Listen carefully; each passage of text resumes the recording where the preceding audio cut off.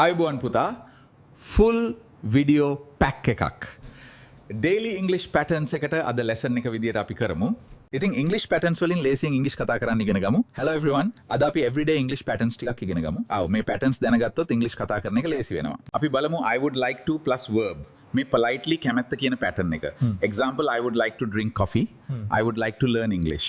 මේක I'm gonna fut plus verb. මේක plan එකක් ගැන කතා කරනකොට example, I'm gonna study tonight. I'm gonna travel next week. තවත් එකක් බලමු. I have to plus verb. මේක කළ යුතුයි කියන meaning. Example, I have to finish my work. I have to wake up early. Laughs. Sir, මේක බලමු. Let me plus verb. මේක මට කරන්න දෙන්න කියන meaning. Let me help you. Let me explain. Yes, exactly. මේක හිතන්න I'm calling to plus verb phone call reason එක කියනකොට. හරි. Example, I'm calling to ask about the class. I'm calling to book a room. Yeah. මේකත් I'm sorry to plus verb bad news කියනකොට polite pattern එක. Example, I'm sorry to hear that. Exactly. Or I'm sorry to disturb you. That's how we use it. මේකත් it's hard for me to plus verb. අමාරු දෙයක් ගැන කතා කරනකොට. Example.